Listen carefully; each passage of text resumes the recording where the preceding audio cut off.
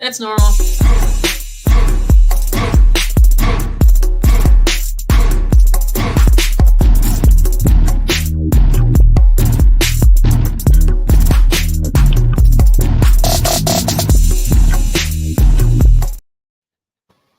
Hey, welcome to an Automation Ladies live episode.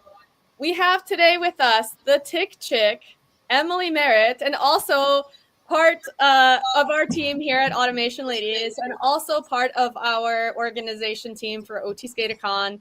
So hopefully you already know who Emily is. And also the founder of Clear Lead Marketing. So yeah, Emily wears lots of hats, like many of us. And she's been an amazing member of our team in many ways for the last couple of years. And we first met her at Automate.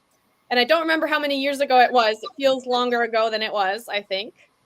But the story is that she catfished us because she's so good at B2B marketing on LinkedIn that we thought that it was the owner of an automation company that wanted to meet with me and Allie. And turns out it was actually Emily that made that meeting happen on that CEO's behalf. And so her results spoke for her for themselves from the very first moment that we met. And we really liked her style and her personality and all the things. And so we eventually ended up working with her. But what we didn't know at that time is that Emily has an entire prior life before she came into the industrial automation industry and a master's degree. Is that right, Emily? Am I getting that right? Yes. In wildlife sciences, focusing on ticks and tick-borne illnesses, and she knows all the things about ticks. And as we've kind of grown our community to different, systems integrators that we know, especially here on LinkedIn, shout out to Jimmy DeTraglia and a few other people that like to hunt and go out in the woods. And then meeting Megan Chapman, the wife of one of our speakers at OT SCADACon last year, who has dealt with tick-borne illness. Who unfortunately she was, if you saw the graphic, she was supposed to join our discussion today, but unfortunately had an emergency and is not able to be here. But that is kind of how we roll. We, in our jobs, and then also, personal life stuff comes up. But we decided to just go ahead and do the episode, and Emily is now the star. And she's like, this is so weird that I'm the guest because normally I'm behind the scenes. So with that, hi, Emily. And hi, Courtney. And hi, everybody else, if anybody's watching. Hi, Frank. Yay, Frank. Thank you. Tick Power. Power. And we have a new thing. There's a new feature of StreamYard where not only can we bring the comments on the screen, but now they kind of show here on the screen as well. So we're giving that a try. So anyway, if you're joining us, please say hi. Tell us where you're from. If you've ever been out in the woods and had anything to do with ticks, or are you learning about them for the first time? Tell us anything. It's kind of the deal with these things. It's, yes, we talk and you get to learn from us, but we also get to learn from you, and you guys get to learn from each other and network with each other. So yay, hi. Hi, Dad. My dad's in the comments. George. Yay. Hi, George. He's been on our lives before, even when Emily wasn't the guest. So we appreciate you being here, George. And David Turner, another one of our speakers from Automation Ladies. Awesome to see you. You got Juan, you're from Florida, right? Or in Florida right now. I don't know. Are there a lot of ticks in Florida, Emily? Oh, yeah. They're just everywhere, right? They're just everywhere, yeah. Wherever. Okay. And then we have Courtney with us today. Courtney, how are you? I am vertical today. And that is all I'm promising.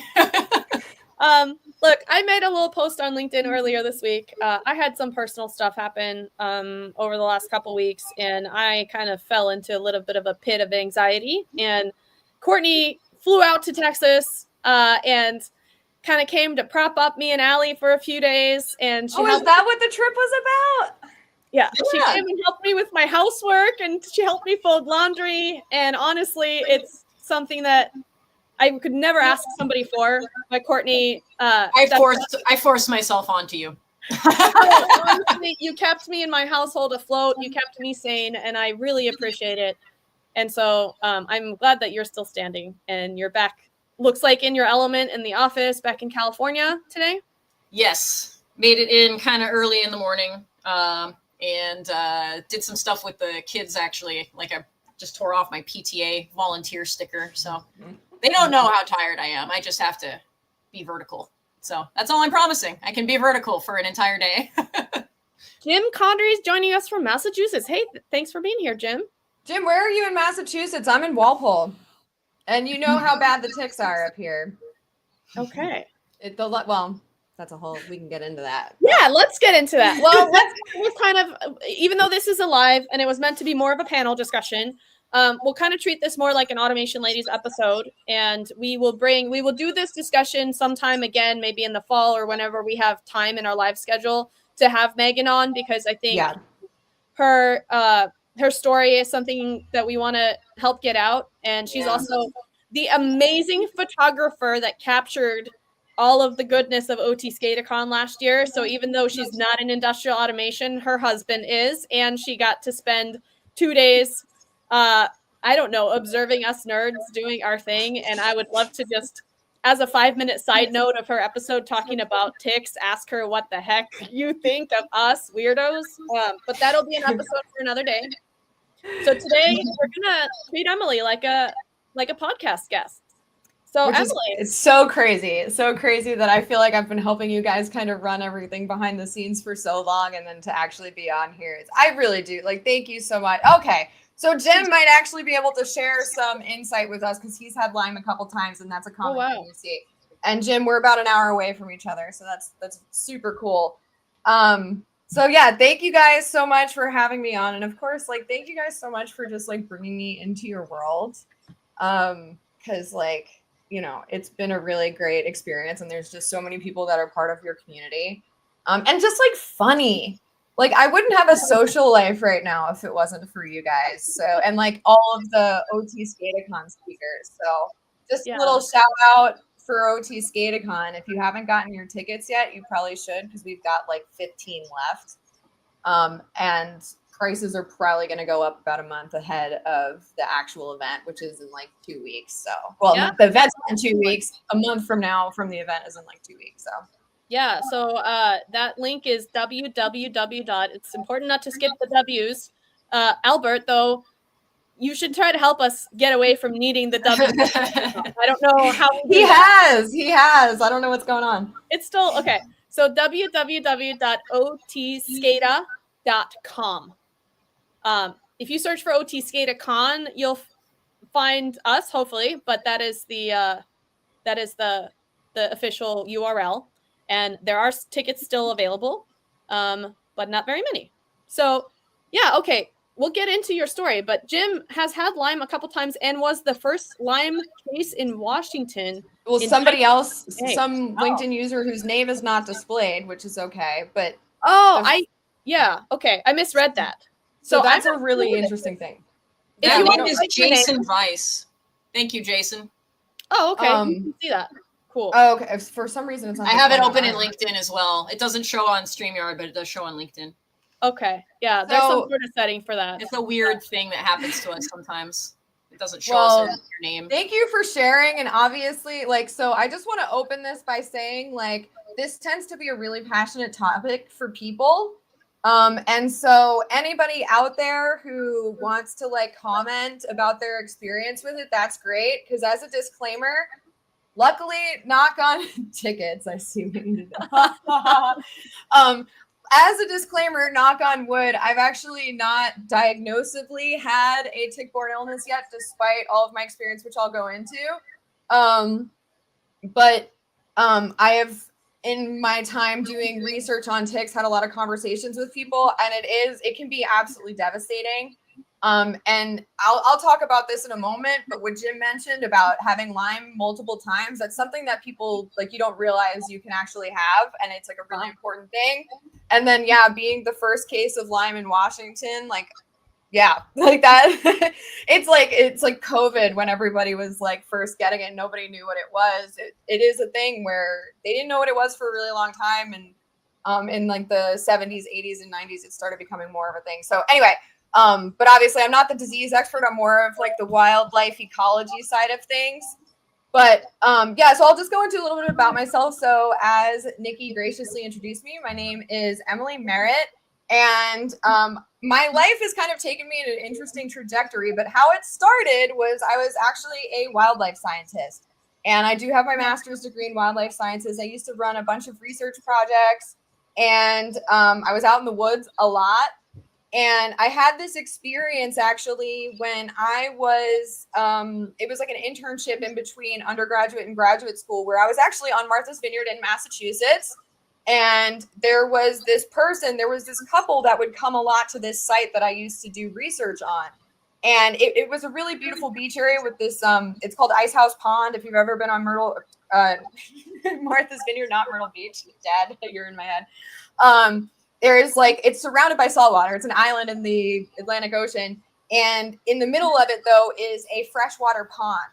And it's created by a spring, and people used to go there. It was like a really exclusive kind of like off the beaten path place. But there was this couple there. This was probably when I was 20 or 21. Yeah, 21.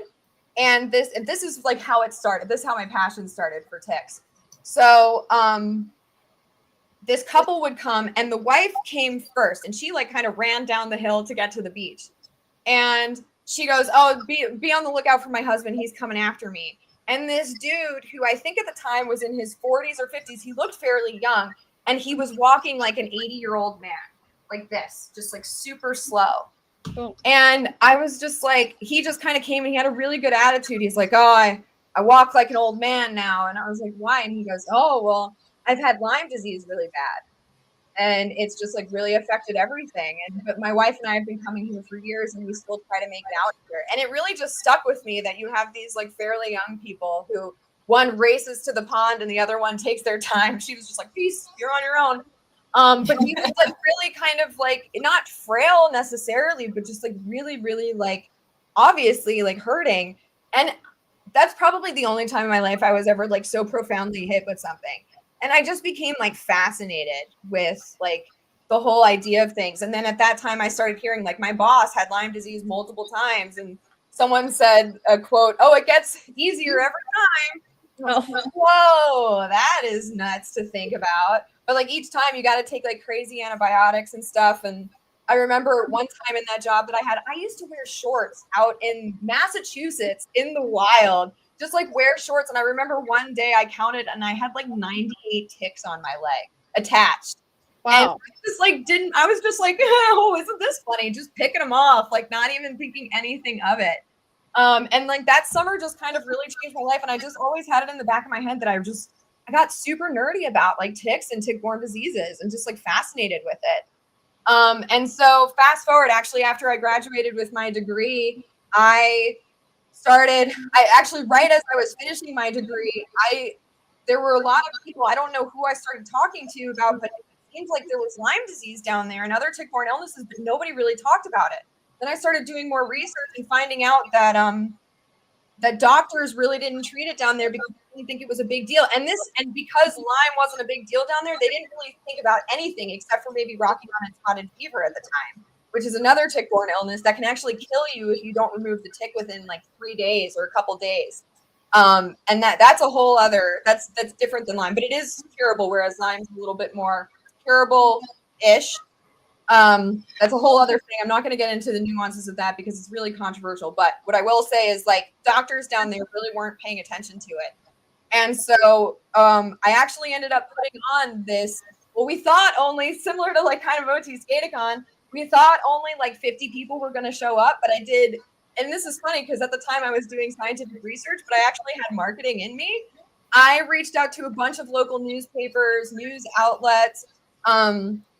I put in like PR spots and what is it called? Like press releases in like a bunch of places, and word just spread. Like I was also at the time, shout out to Kevin Wolf. He's a good friend of mine from Alabama. He had just started the Alabama Lyme Disease Association around that time.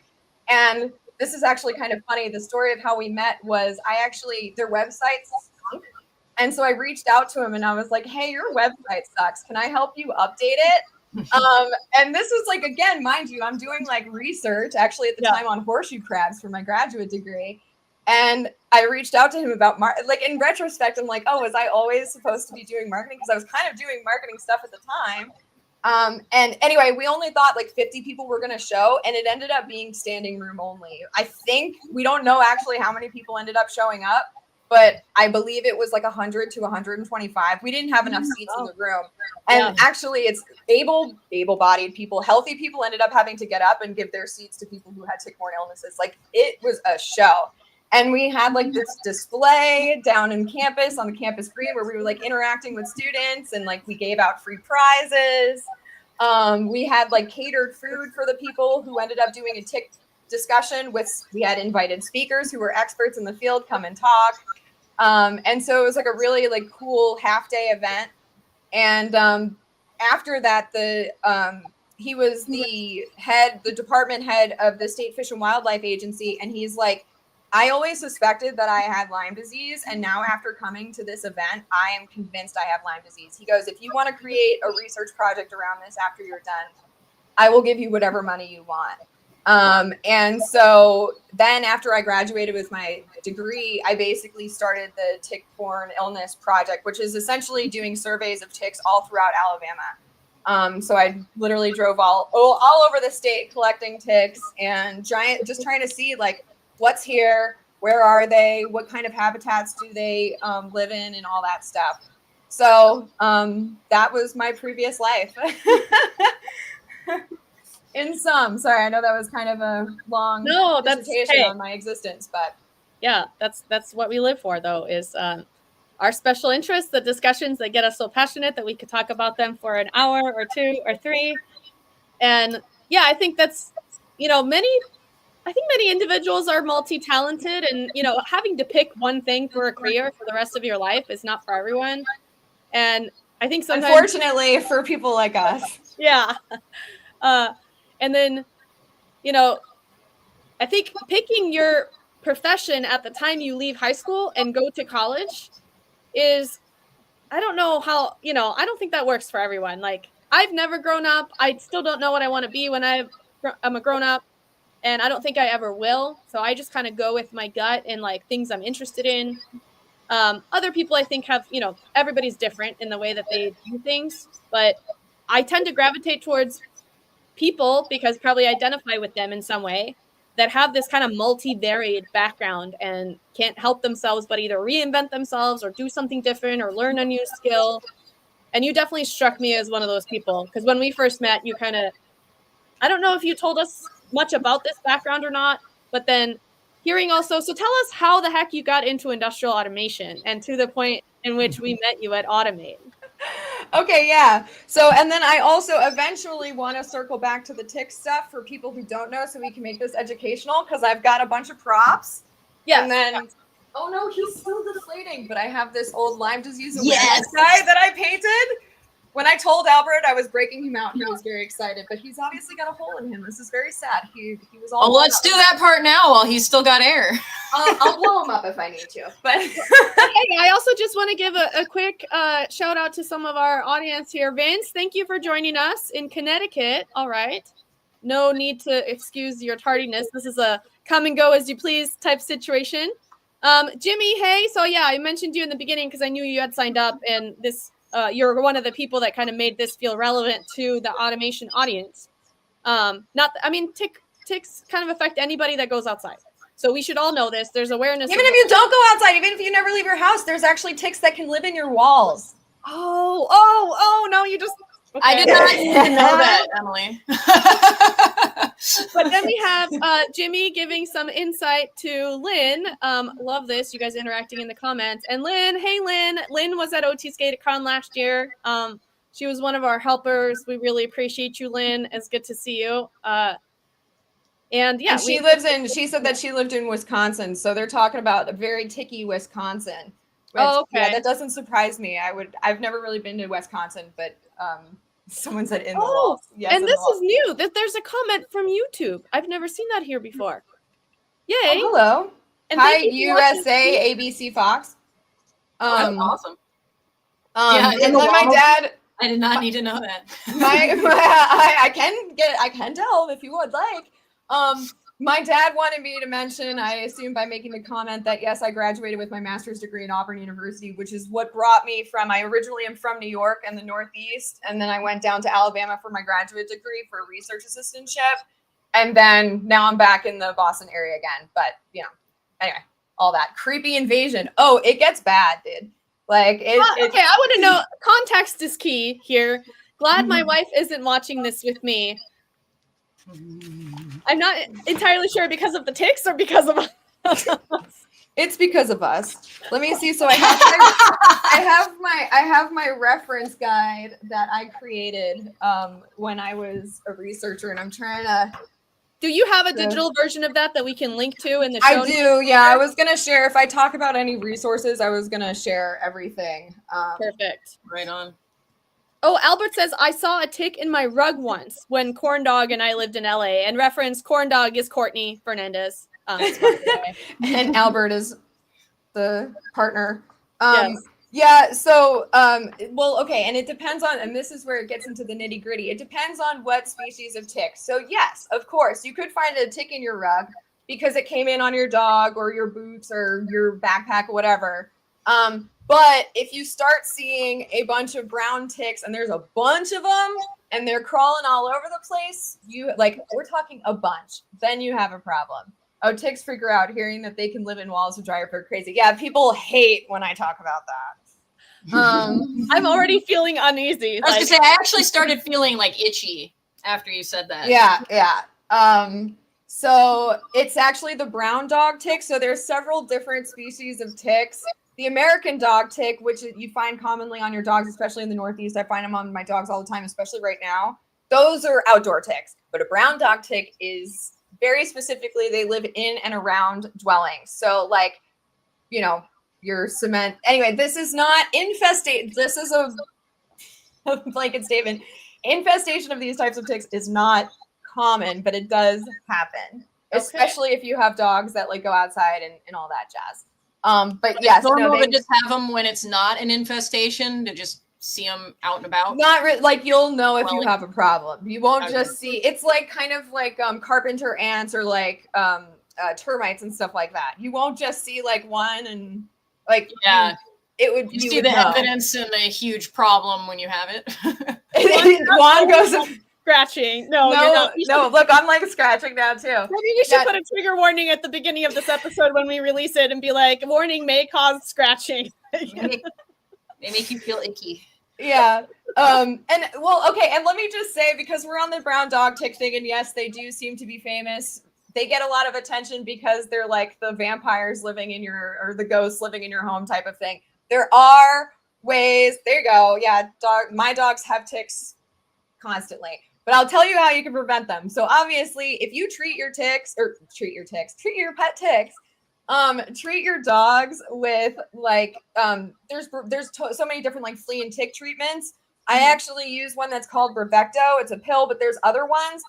I'm sure some of you know, if you have pets, that some of those topical treatments lose efficacy depending on what part of the country that you're in. It's almost like over time, the ticks and fleas there just kind of get used to it, and then they kind of evolve around it because their lifespans are so short. But I have found Bravecto is something that they have not built a tolerance to yet, and it's a pill you give once. It lasts 3 months.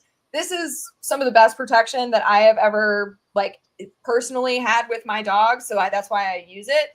But then, so if you use flea and tick preventative on your dogs and they're going in and outside and all that stuff, or you go hiking with them a lot like I do with mine, that is going to help mitigate the issues with any sort of tick infestation in your home, because they're dying usually, or they're getting killed while they're on your animals. But the ways to prevent them, I know we were going to say how I got involved in industrial automation. We can wait. You're on a roll. Yeah, I'll do it right now. Don't interrupt the flow. Go. Everyone's itching right now. Okay, how to prevent them from getting on you. Okay, everyone wants to say, oh, well, there's the special deep wood stuff. I think for vanity and just for making more sales, they sell repellent stuff. Sells one specifically that say ticks. Okay. I don't like any of those. I don't think they do anything. If you want to put that on you, sure, but then also use permethrin. Hold on, let me Let me unblur my background if I Unblur. can. Unblur your these laundry. blurred backgrounds, man. I know. Well, is there a way for me to edit my screen post? Oh, here we go. Here we go. Go to settings, I think. Let me do a non-blur. My dog is right here, so I was trying to kind of blur him out, but okay. So permethrin. This is like my favorite. This is the Sawyer brand. I get like an industrial size can in bulk off of Amazon, and I can link it afterwards. But this is the best stuff that I've ever seen, and it repels ticks, chiggers, any sort of like, well, unfortunately, like spiders and stuff. But any sort of crawling insect that comes into contact with this, they will die. And so make sure before I go outside, like almost every single day I'm spraying myself. I spray them in like the high contact areas. I will say if you get it on your skin, they do say don't put it on your skin. It's not the end of the world, but from personal experience, if you get it on your skin and you sweat while you're outside, it will burn a little bit, but it's not going to like kill you. And it's better safe than sorry. But I wouldn't like, you know how like with off and stuff like that, you can actually spray it on your skin. This isn't like that. This is specifically for fabrics, boots, clothing. I treat, since I go hiking with my dogs twice a day, I treat the inside of my car, like the seats and the seat cover and stuff. I treat my blankets, like the tops of my blankets and some of the air, because my dogs sleep on my bed with me. So anywhere where they're basically in contact, I treat those. The dog beds, the carpet, if you want to, things like that. I will say, just as a precursor, this wet permethrin is toxic to cats and it can kill your cats. So if you're going to be treating a specific area, make sure your cats are out of the room. I think actually Kathy Rinney, what they've been on your show before. She actually asked that there was a post a couple months ago about ticks, and she said like, oh, I thought I couldn't do it around my cat. You can.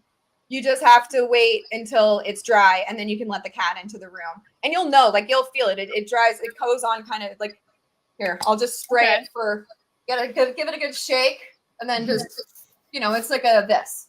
They also big shout out to Kathy at Flexline Automation.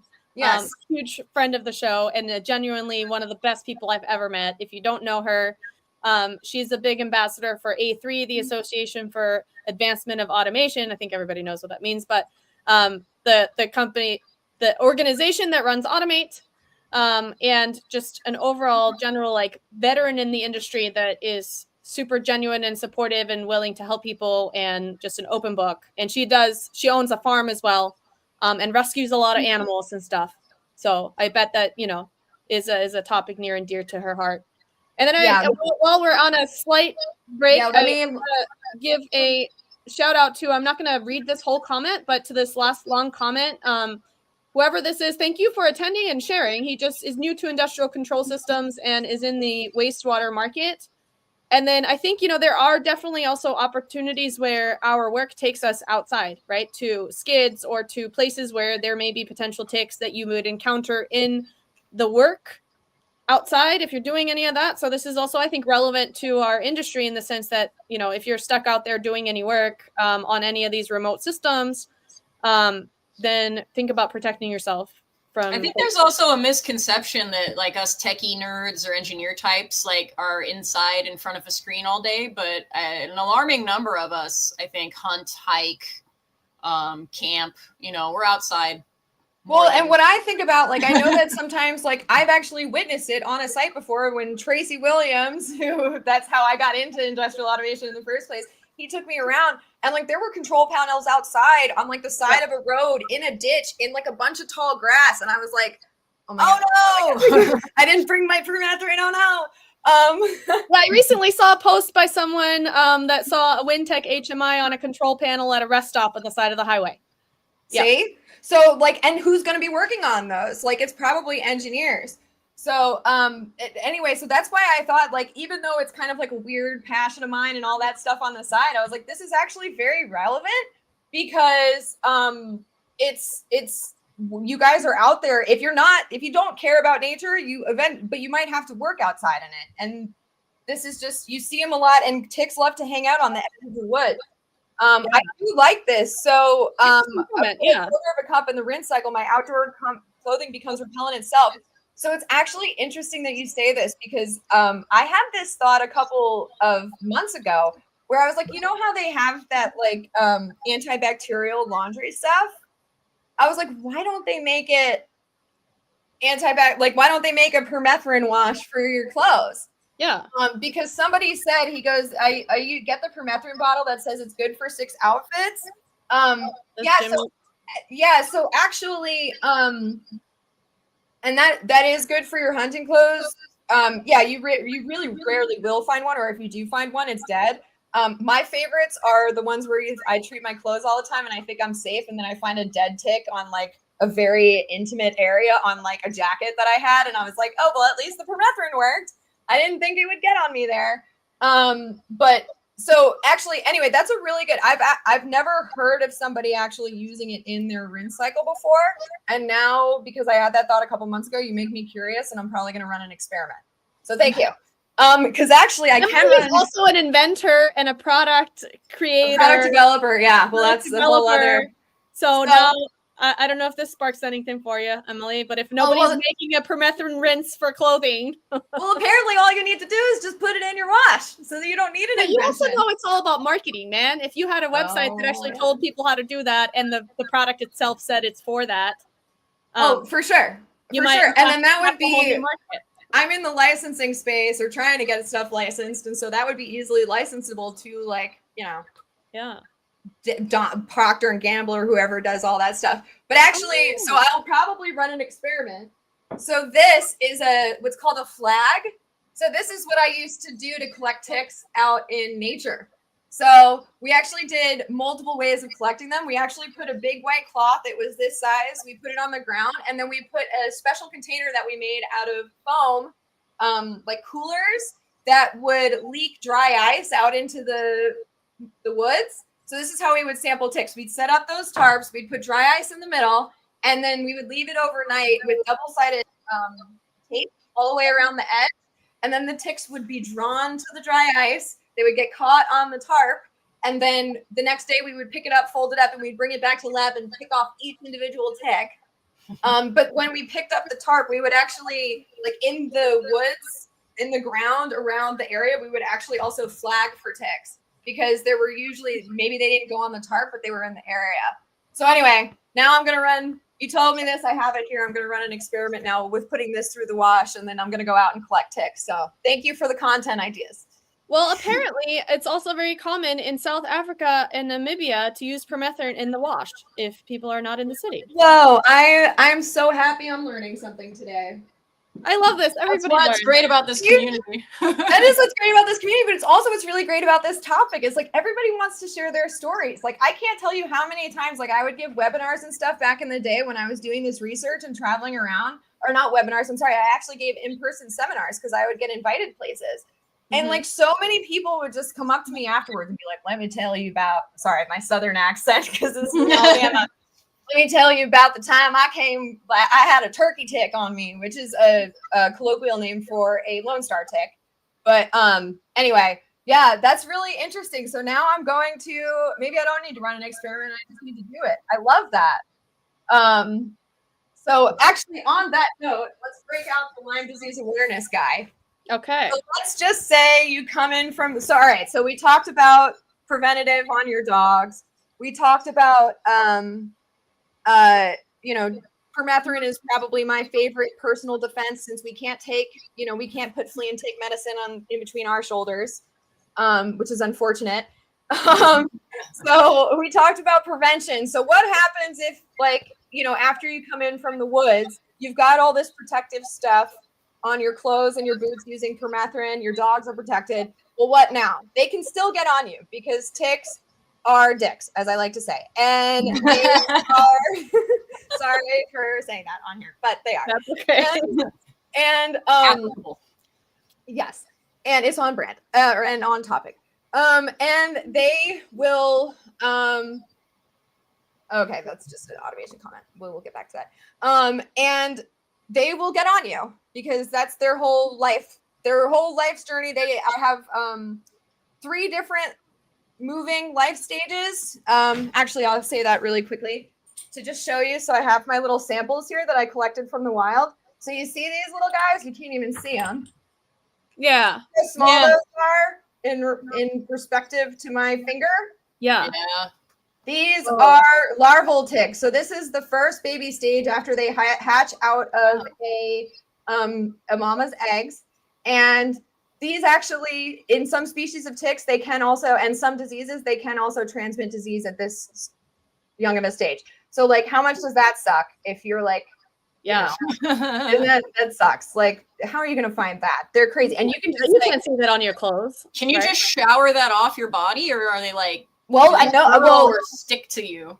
if you go and take a shower immediately from coming outside, potentially, but their whole life, the only way that they can progress in life is if they get a blood meal. So like they're literally made to like needle onto you and hold on for dear life.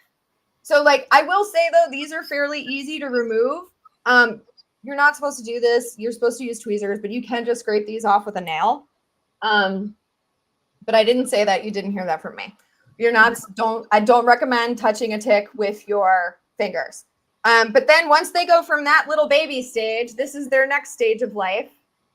So this is called a nymph. Let me see. Yeah. Okay, still pretty So they're a little bigger, but they're tiny. These are bad. These are bad because at that point they will probably have, if they have a disease, they will transmit it to you. And they are like, they're super small. Oh, I wish this was a little bit better. Yeah, you can tell. Albert, Albert, I need a better camera. So they're a little bit bigger. Yeah, but they're definitely. still not great. They're still not big. Okay. And then this is for reference. This is like an extreme reference. These are, people hate when I show these. These are the ones that have been sucking lots of blood. Oh, wow. They're gross. Yeah. They're like full blown. They're full blown up. That's what happens if they've been on you for, this is the ones that people come and tell me where I thought it was a hemorrhoid. No, I could see why Not you a think that, hemorrhoid. though. It just looks like a big blood ball. Yeah, they're gross. And let me see if I can find, okay, so these are adults. Let me just actually, these don't have a blood meal in them. So just to show you for reference, the size difference. Yeah. So this is like the ultimate stage. And then the females, yeah, small pepper flake. There you go. And the females are the ones that then blow up to be this big. And then once they get this big, if they can make it into the leaf litter on the, like if they blow up, they eventually get enough blood and they just kind of roll off. And then if they can get under some leaves, then they will lay a bunch of eggs and then the cycle starts all over again. So anyway, just for reference, this is how small we're looking. Okay. I'm trying really hard not to scratch. Well, that happens. You know the difference between me seeing those and not? Oh, I have Lyme disease now. Yeah, there you go. Oh, fun fact, talking about seeing. So there's actually a research paper that was put out that there was one documented case, I'm sure there's been more, of a little larval tick that was attached to somebody's eyeball. So, and they had to get it like surgically removed. So anyway, that's how, yes. But just as a reference, somebody probably had it on their finger. Also, I'm just going to say it. So if somebody thought they had a hemorrhoid, that means that the tick was in their butthole, right? Or, yeah, or on the outside of it. Yep. Yeah. Gross. Dude, people used to come up to me and tell me the weirdest stories. And I know dudes.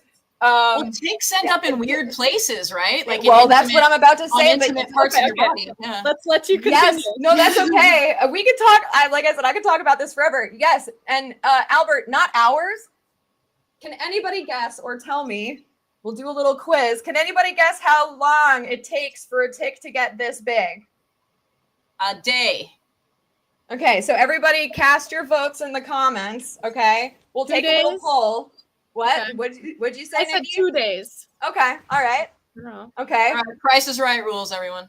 Yes, and I wish, actually, yeah, whoever guesses right, I'll send you like a little fun thing. I've got like a bunch of tweezers and fun stuff here. I'll just send you a random thing if you want it. So A little tick kit.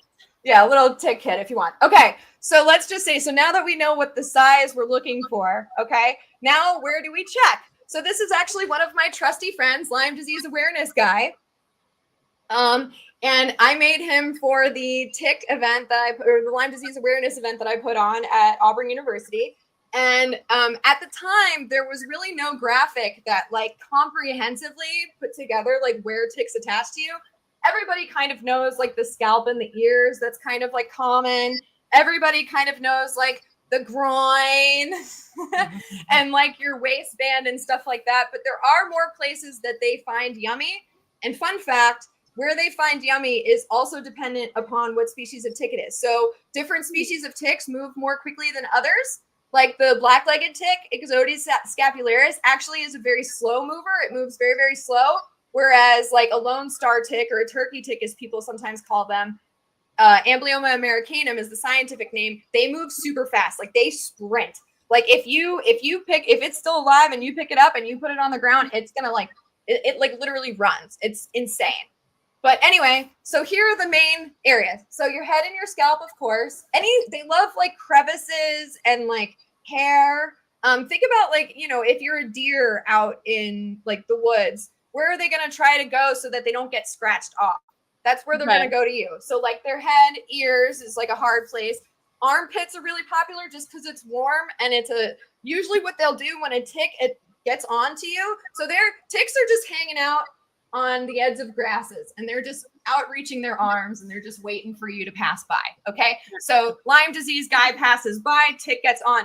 Usually what they do is immediately they start moving up, because usually if they move up, that's where, like, if you're on a deer leg, get under their belly, get in their armpit, you know, they're not going to find it. Or they're not going to scratch you off if you can get there fast enough. So armpits are really popular. This one's for all you ladies out there. Sports bra, underneath, bra band. Yep, they love it because especially if they're going to hit your torso and then move up, one of the first crevicey type places they're going to get to is your bra. I mean, men too. In this day and age, you can wear whatever you want. Doesn't have to be the ladies. Belly button, lovely little hidey hole for them. They love it. The waistband. If, say, for instance, you're wearing shorts and they crawl up, they might. Hopefully they don't stop here. Hopefully they stop right here because this is much easier. But that all the way around on that, they love the upper buttocks, like butt crack, because again, it's like nice and warm. Yeah. Also, like especially if you're outside doing like yard work and stuff like that, they will. If they're desperate and hungry, they will attach to your wrists and your fingers as quickly as possible. The groin. Yeah. This is like the big creme de la creme, because nobody, like, you don't want to have to, and also like it's super hard to check. But as Albert once said to me when I was telling him that I was going to fire up my Tick YouTube channel. Oh yeah, by the way, I've revisited my passion project and I started a YouTube channel, which I will link. And I'm going to be doing like TikTok stuff and stuff eventually, but I just fired it up again after however many years out of the game. I just needed more TikTok. Both. and I love talking about this stuff, and I have so many content ideas. So like just for fun, I'm going to do it. It's like a side quest from my normal marketing stuff, but I need more fun projects in my life because I kind of detracted from that for a while. But if you know it, if anybody has seen it, there is a house episode where a chick was like dying and nobody could figure out why. And it turns out she had a tick in her hoo-ha. And then house like. I remember that episode. Yeah. He had to do it on an elevator because nobody was going to let him check there. Yep. So. But he was right, and it was in there. Yeah. And we've got folds, you know. Same thing with dudes, though. And same thing with dudes. Like, they've got a lot of folds and parts, dangly parts. Mm-hmm. And for whatever reason, and I'm sure that some dude watching on this stream has actually, and I'll just go ahead and say it because it is a health concern, that there actually ticks have been in pee-pee holes before. All the way inside, yeah. In the hole, because that's a fun crevice and it's like dangling down. And anyway, I can't tell you how many grown men after talks that I would give came, well, I had a split stream and I had no idea why. And I looked down and I had a tick in my pee hole. And I was like, thank you so much for sharing that. I love that story. Thank you. I love it.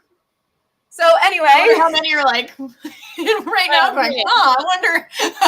Knowledge is power is all I can say. Thank you. So anyway, they will go anywhere. If it is a nice, warm, dark crevice, they will go into it. Continuing down the body, they love the inside of thighs because, again, if you have like tight pants on, say you had like flip-flops on and you're out in the wild, which I would not recommend, they can like get up your pant leg, and then usually the pants start getting tight up the thighs, so then they just kind of hunker down. Same thing around like the knees and the like, especially where it like folds and stuff.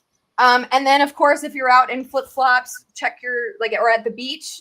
The ticks are at the beach too.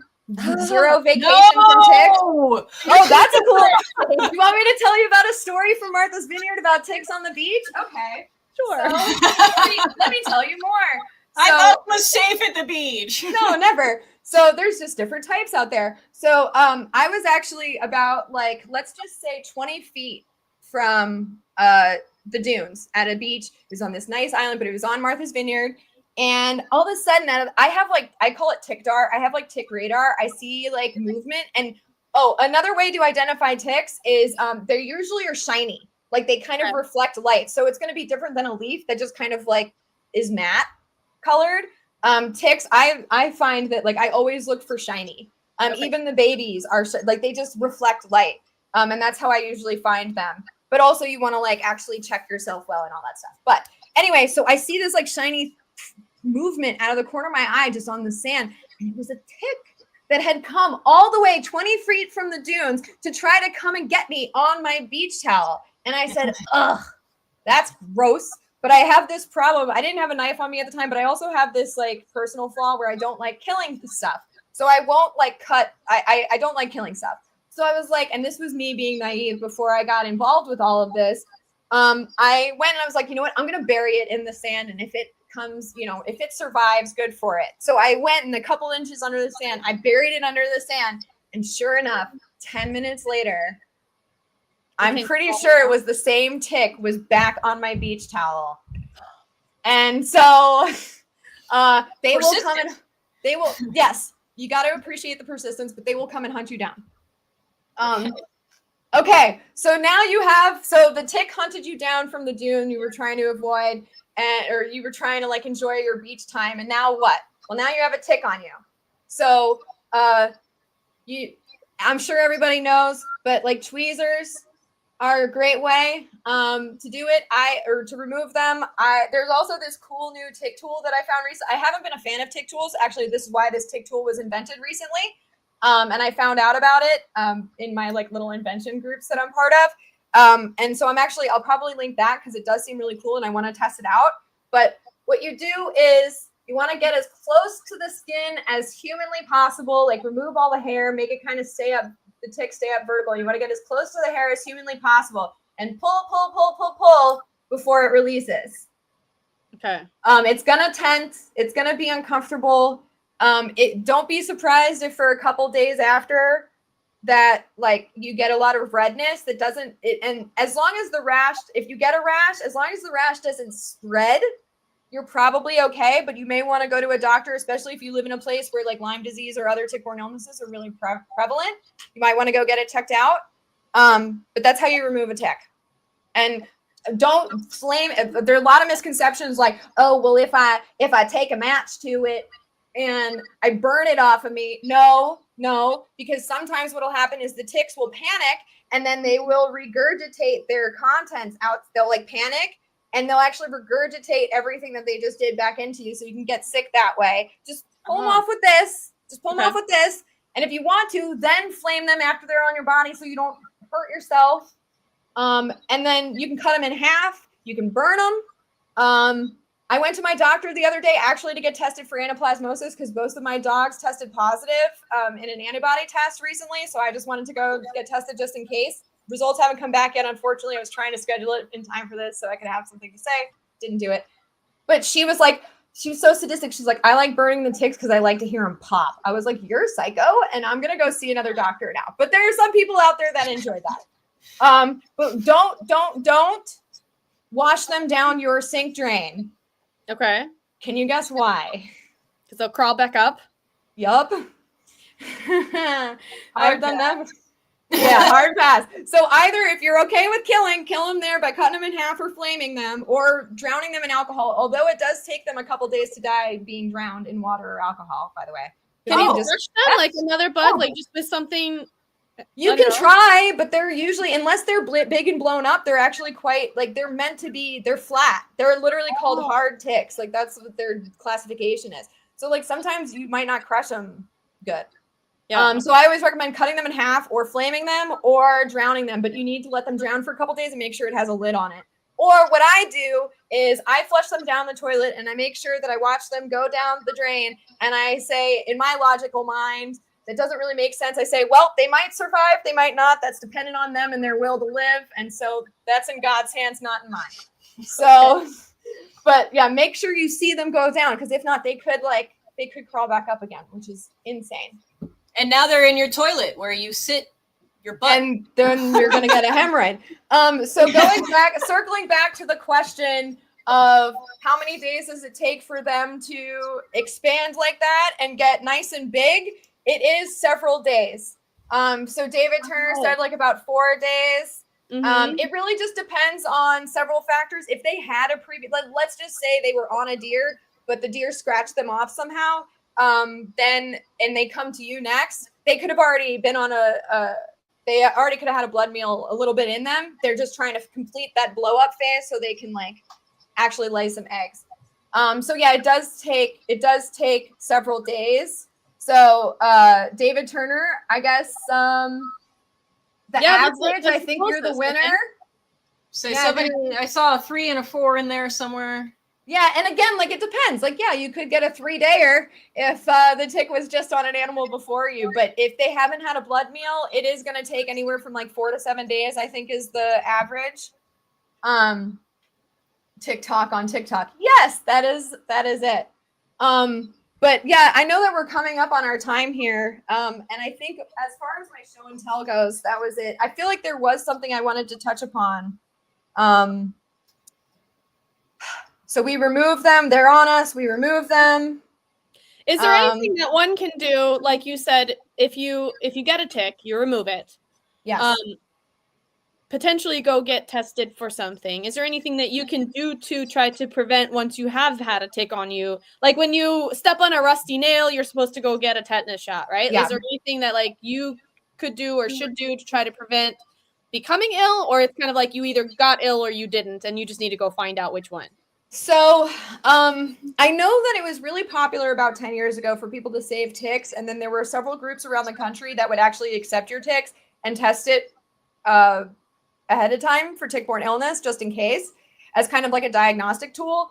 I'm not sure how popular that is anymore. And since I've been kind of out of the game for a while, maybe somebody in the comments can enlighten me if they still do something like that. But basically what ends up happening is you could go to a doctor. You could say, here's the thing. If you've had a tick attached for several days and it's blown up, it's big, you're probably going to want to go to a doctor. Depending on what part of the country you live in, they might go ahead and give you antibiotics ahead of time. But I know that doxycycline, which is usually the antibiotic used to help combat some of these tick-borne illnesses, it's pretty hefty. It's like really hard on people's systems. So they might just wait. The biggest thing is the symptoms of like a spreading rash. Depending on the illness, there's different rashes. And also, just because you have the illness in you does not necessarily mean you get a rash. So sometimes there's like all these different symptoms and things like that that you have to look out for. It's like lethargy, achy joints. There can be issues with like sleep. I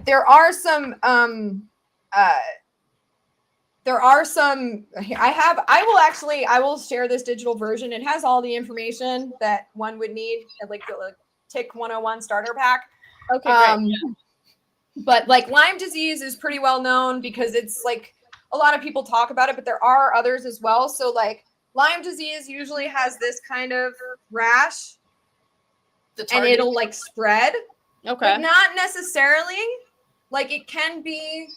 And so and like, for those that are listening, it's kind of like a bullseye. It's red in the middle and then it has a ring around it. So like this one, like those. Okay. But then these are also potential. I'm sorry, I'm not used to my video coordination. These are potential rashes as well. So like I said, I'll attach the digital version of this so everybody has it as a reference. Yeah. But then also the interesting thing is, so the bullseye isn't necessarily, like if you have a tick attached and the redness goes away within a couple days, it might itch really bad. That's not the rash that we're talking about. What we're talking about is a rash that like kind of gets worse and worse. Offer any benefit? Just no. The suction tools, I think, are a lot of like vanity thing. Just get it. What you might want to do is like remove the tick fingers and then use the suction tool afterwards, just in case some of the mouth parts got stuck in your skin. But the mouth parts staying in your skin isn't the worst thing in the world. It's probably going to itch afterwards, but that's not the thing that's going to cause the disease. The thing that's going to cause the disease is the tick being attached to you for a prolonged period of time. Okay, so just trying to make sure that if you do get a tick, getting it off quickly. So like sweeping yourself when you come in is kind of one of the best prevention things. Yes, 100%. It's not always a bullseye. Exactly, Jim. That's why I said like some of these are also candidates. Also, if you live in the southern part of the country, this little spotted fever rash is also a potential for Rocky Mountain spotted fever. If you remember, I mentioned earlier, this is the one that if the tick remains attached and it has Rocky Mountain spotted fever, this can actually kill you within a couple days if you don't find the tick. So yes, in some, just like do tick checks. Yeah. And your pets can also get these diseases as well. Jim said here as well, it takes about 2 weeks for illness to start. So testing right away may not detect the illness.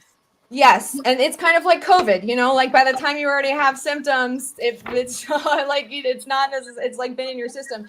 However, I will say, and again, I'm not trying to be too controversial here, but I have heard, and like people can fight me about this, and that's fine.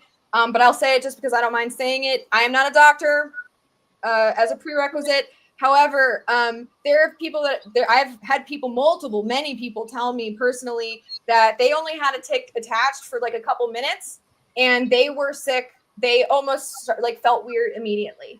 And again, this could be because they had a blood meal beforehand. They come to you with a partial blood meal and then now you're the victim, so to speak. So really the end of the day is like just doing everything you can to prevent the ticks from getting on you in the first place is like, that's why I'm always saying permethrin. I can't tell you how many times people come with me on hikes and I'm just like, hold on. And I just like spray them down. So like, that's the best thing you can do. And then of course the second line of defense is like the poor man's lazy version is just go take a shower when you come in from outdoors. And then the more like crazy version is like you and a partner or a friend or whatever, like do a tick check fully naked. So like, those are kind of the best ways to prevent. But yeah, I have an idea. Can we put a link? Can you buy that permethrin that you were talking about, like on Amazon or something? Yeah. Yep. Yeah. So let's put a link on our Automation Ladies like store on our link tree. It's not something that we've done a whole lot with. We have, like one item there, but I've always wanted to have like resources and things, and so why not? We'll try to put a link to buy Emily's recommended tick stuff, and then she'll have her own, I'm sure, things like that related to your channels and things like that. So like follow Emily for that stuff, not us, but doesn't help to have resources in more than one place. Yes. So we should probably start wrapping this up, right? Because we're at the end of the hour here, which is really. Should I go into my like brief thing about how I got involved in industrial automation? Yeah, and then end that with kind of what you want people to know or connect with you about other than ticks. Now that we've covered all the tick stuff, and the links to your tick channels and all those things, and the resources will be in the show notes. But yes, related to automation and what you do with us and why you're here on Automation Ladies, would love to. Of course. And thank you, Dad, for bragging on me about, yes, I used to make radio appearances and things like that. And that's actually how I like got the nickname Tick Chick, because like at the time when I was doing this research, I was giving a lot of talks. And so they're like, we have the Tick Chick here. Anyway, so yeah, so how I got involved in industrial automation. So actually in my mid-20s, after this job came to an end, it was a term position. It only lasted 3 years. I kind of had like a quarter life crisis. And at that time, I was like, what do I want to do with my life? And I actually was already kind of for friends doing a lot of editing for scientific manuscripts and things like that. And, creating stuff like this and giving presentations. So I actually decided to start my own business doing scientific editing and writing for people. And then that kind of like slowly evolved into me trying to just figure out how to make business work. And I dabbled in invention for a little bit. And then at the time I was bartending and I met some guys there who were engineers. This was during COVID or like soon after all like the shutdowns. And in Alabama, we didn't shut down that long. And I heard these guys talking about manufacturing and I was like, and automation. And I was like, yo, I hear you talking about manufacturing. I gotta get my invention made, not related to ticks. I need to get my invention made. Can you tell me more? And it happened to be Tracy and his buddies. And we just started talking. They would come in all the time after their shift was over. And, engineering is stressful. So they would always have like the best kind. And Tracy now, he loves to party. So shout out to Tracy Williams, owner of Trace Automation. Yes. Friend of ours in the industry in Tennessee, right? Now, yes. Somewhere close to yeah. That's where we hung out with him last time. Yeah. And hopefully he'll still be coming to OT Skatacon. And so anyway, we met and he's like, I really like your vibe. Like, let's do stuff together. And so slowly, basically over time, it just evolved into me doing more and more marketing and experimenting with like LinkedIn. And then that's when I became the LinkedIn catfish for him, doing lead generation and like in his DMs and then also doing content creation for him. And he loved you guys. He's like, I really want to meet him. So we went to Automate together. And then that's when we met you guys. And so I've kind of just been in this industry now for the past, like, I think 4-ish years or so. And it just kind of, my writing and research just kind of evolved into me doing, and apparently my graphic design and marketing skills that I've had for a really long time have just kind of evolved into what I do now with my company, Clear Lead Marketing, where we do lead generation and content creation for B2Bs. And obviously I've been working with the automation ladies, helping them with a lot of their content for, especially OT Skatacon, a little bit for automation ladies. You've helped me and Albert at Fast One with some things.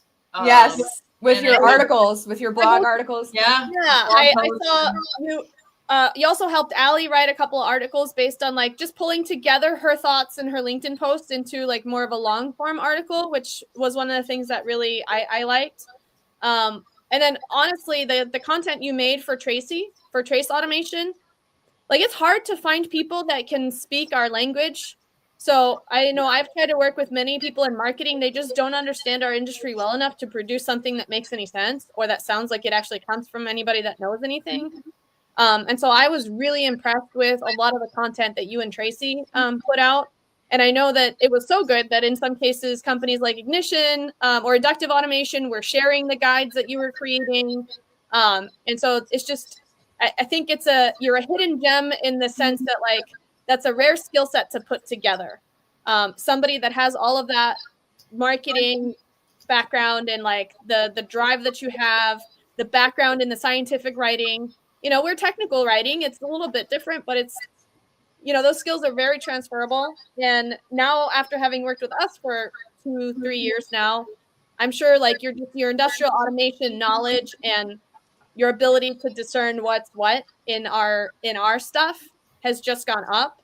And I recently saw the launch page for Vinny Endress's Level Command. Yes. Which is a really cool, kind of standard product that he put together after integrating radar level sensors in a lot of grain bins and hoppers for farmers. And he's, kind of marketing it now as a standalone product that comes with the sensor and the control system and the HMI and everything. And Emily helped write the landing page for that and launch that product. So if you guys, are looking for any kind of support on optimizing your LinkedIn pages, which he's done for me in the past as well, doing any kind of outreach, email marketing, lead generation, or writing copy for web pages, graphic design, like all of that, I will highly recommend you, Emily. And I'm sorry to put you on the spot. No, I love it. Thank you. But I think sometimes it's easier, it's a lot easier to hear other people say that kind of stuff than to try to say it about yourself. At least I know that goes for me. So I wanted to give you, my whole recommendation. She asks questions. Like you ask relevant questions when you're trying to help with something. And I don't think a lot of people do that. I mean, heck, you're in a group chat with a whole bunch of us saying like, did I connect this washer or this dryer cable correctly? I'm like, wow. I mean, you just want to figure it out and how to do it. So I'm impressed by that. Yeah. Well, like I always kind of say that you don't necessarily need to know what this expertise is. You just need to know the questions to ask to make sure that you can like translate that efficiently. That's And I another do thing. One of our friends, Megan Zimba, she's a technical writer. She has a degree in technical writing, but she's really become a major voice in our industry because she has that. She wants to hear the story and then she can translate the story, and it's really not her words. Like it's her translating those stories and making them accessible or relatable or whatever. And you know, you don't have to be the person doing the work to be able to be a very valuable member of like the work that's happening. And then so many people, I think, in our industry, they do so much valuable work and nobody gets to know about it except for the one client or something. And a lot of people, I think, could use help getting the word out about what they do. Yeah, well, and a lot of that is just like I like to joke that I'm just a glorified copy and paster. A lot of the times how I create content is I just talk to somebody, the expert, and then I pull what they say and just turn that into content, and then ask clarifying questions, and then come up with some pretty graphic to go along with it, and then boom. So anyway, and then boom. So on that note, let's end this. Real quick, what if people listen to this and they're not going through the comments to click on resources and stuff, what's your CTA, your call to action for people to follow you, or what they should be looking for or contacting you for? Yes, absolutely. So I'll start with Clear Lead Marketing. So I'm on LinkedIn, just Clear Lead, CLEARLEAD space marketing. And my name is obviously Emily Merritt, and LinkedIn is like my comfort zone. But then so that's for the marketing side of my identity. And then for the Tick side, it's basically Tick_Chick on like all of the platforms. I just posted my first video on YouTube in preparation for this. So, and I did start a Tick Chick LinkedIn page because why not? Because I'm probably not going to post a majority of my content over here, but you can find me on LinkedIn. But obviously, I'm going to be posting more stuff about ticks on YouTube. Okay. And we've got a whole bunch of content that we're about to put out. So I am really excited for that. And then eventually I will put out TikToks and Instagrams. And I actually thought about Reddit the other day because that would probably be cool. So anyway, you know, it's just another client for my marketing agency sort of like aspect of things. But yeah, and then I'll make sure to gather up all the links, and then we'll post it in like the show notes and all the relevant places afterwards, so that people can actually get some helpful resources going forward, so that they're not, you know, getting covered with ticks in the wild. Well, thank you so much, Emily, for doing this with us. And yes, thank you. All around amazing person in our life. We appreciate you. Thank you, Jim, for joining us, and everybody else that joined and commented. Some of you, we can't see who you are on the stream right now, but we really appreciate all your comments. And if we didn't get to addressing them, we still appreciate you commenting. And it does a lot, I think, for people that come to be able to connect with each other. So please, if you see somebody else here in the comments that you don't know or you're not connected with, we clearly have something in common, which is why you guys are here. We really like to learn from each other and grow our network. And it's not about us. It's really about all of us learning from each other. And then if you want to meet Emily Merritt in person, you should come to OT SCADACon in July, 24th through the 23rd to the 26th. Yeah, 23rd, because we're doing it 3 days this year. It's coming up fast. I think it's like 7 weeks now. And yeah, Emily will be there along with a lot of the people that were here in the comments. And we will be having lots of fun and hopefully learning a lot more. And if you're new to SCADA, which I saw some people here were more in computer science or coming kind of from other backgrounds and wanting to get into industrial automation, one of the reasons we put on this event, and this is really our other founder, Allie, she kind of is in charge of all the technical content and the speakers and everything. She really wants to introduce people to the adjacent areas of industrial automation that you may not know about, that you may be passionate about, or give you an insight and someone to connect with and talk to and be able to be, you know, in touch with after the conference. That, you know, for any one of these like 26 areas of expertise that we cover, we're not going to do a full in-depth lecture on that topic, but what you do have is a resource. You have a connection. You have someone that you can lean on.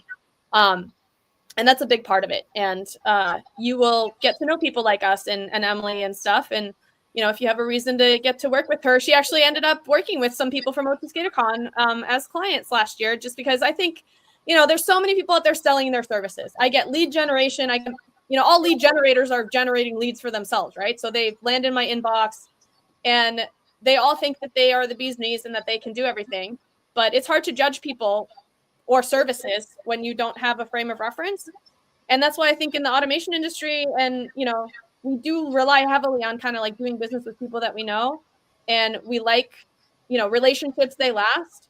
Because yes, people have different skill sets, but then there's things like, just your tenacity, your ability to ask questions, and people see that in person when they meet someone.